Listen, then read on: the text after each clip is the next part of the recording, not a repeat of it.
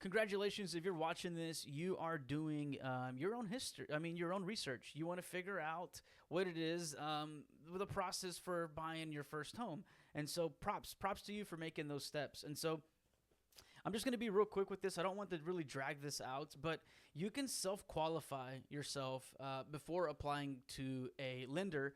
And so, if you're thinking about buying your first home, I would ask myself these questions. One, the biggest thing is credit. Is your credit at least, you can do something with like a 640, 620, but you're barely at the entry level and there's not a lot of options, and if there is, they're probably not the best options. And so you can do something 620, 640. If you wanted to do something and have better odds in your favor, I would say strive to have about a 740 plus. When it comes to credit. And so you can use Experian, you can use what is it, like Credit Karma. Those things are like a ballpark. They're not 100% accurate, but it does give you a ballpark of where you're at. I think they're off like 20 or 30 points. So if you have like a 720, 730, you probably have closer to a 700. So keep that in mind. But credits is where I would say you need to be. Now the other thing is going to be you need to be able to cover the mortgage loan, right? The payment for this. And so they're going to want proof of income.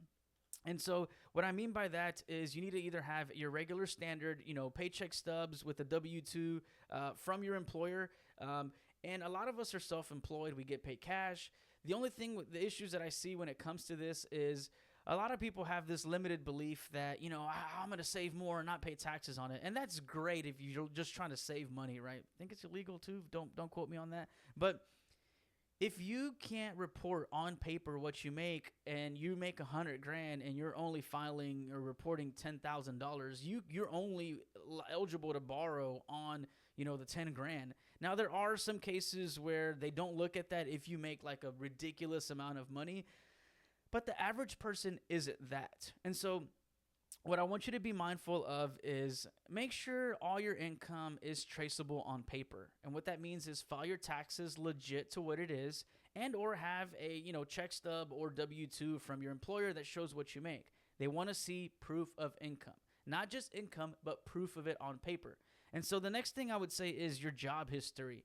Make sure you have steady employment. You don't want anything with a little gap in between your employment history, because then you're kind of a higher risk. And so then you got to go through this whole process where they have to verify the gap. They have to do all this. And sometimes there are exceptions to the rules.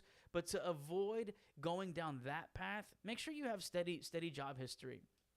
And then the last one that I would say is kind of, here or there is the down payments. And so in a perfect world, I would say the down payment, you would want to have, obviously the more the better. But at least depending on the house, you want to have I don't know, anywhere from, at like a 220, 250 to 300, you want to have around, and depending on the market, there's a lot of factors, and this is why I don't really want to speak on this, because you can go down like a rabbit hole on this.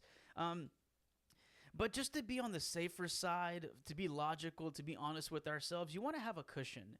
And so you want to have 20, 30, 40 grand, 50 grand, the more the better, to be able to have a cushion to fall back on. We should just have this as adults, period. And so now with the down payment, depending on the market, there are situations where you can actually ask for a concessions. And what that means is that is a credit from the seller that you get as from a negotiated deal back to help cover some of your out-of-pocket costs. And so that's why it starts to get kind of vague when we talk about down payment, because you can get the down payment or part of the down payment from the seller, depending on the market and what's going on with rates, the time of the year, and things like that. And so I would say that the down payment is kind of a case. All this is a case-by-case basis. But these are my little 4 tips on what you can do to self-qualify yourself.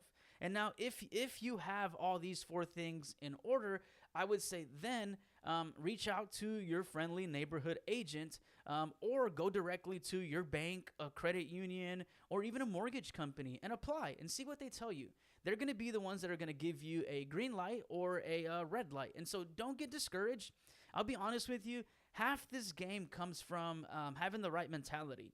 if you want to get your first home, you have to think that. You have to say, I'm gonna get my first home, and I'm not gonna take no for an answer. And if you have to start with rebuilding your credit, if you have to start with seeking new employment to earn more income, if you have to go back to school it sounds easier, but I'll be honest with you, I've done these things, and so I have been able to accomplish a couple of things just by telling myself that I'm going to do this.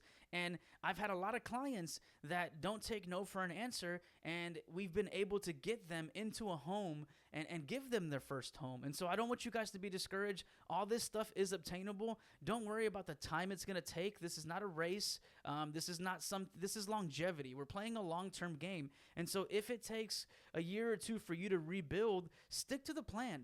This is something that is really awesome to have your own place. It's a good feeling to build a family with, to have people over, to host, to give your pets the yard, your kids the yard to run around, to give them their own room. And so all these things can be accomplished with these 4 self-qualifying tips. Now, if you're there, again, talk to an agent, talk to a lender. If you're in the Houston area, reach out to me if you have any questions. I'm here to help. I wouldn't be doing this if I didn't think that this was something that we should just have the basic knowledge. And so I hope this information helps. If you take something away from this, stay tuned. The next series of videos is going to be going now and applying with the lender and what that looks like and what to do, what not to do. So stay tuned. Thank you guys for checking this out. If you take something away from it, please hit the like. If you have any questions, comment, send me a DM. And obviously subscribing helps, but everybody says that. If you take something away from it and you feel like this is beneficial, just support. That's all I'm asking for. Help grow this out. These are basic things that I feel like we should all know. And somewhere along the lines, we aren't taught this. And it's my job as a real estate professional to make sure that all my friends and family and you guys, even if I don't know you, can take advantage of this. It helps when you have a little bit of knowledge and you feel confident jumping into this industry. And all I want to do is be able to give people that.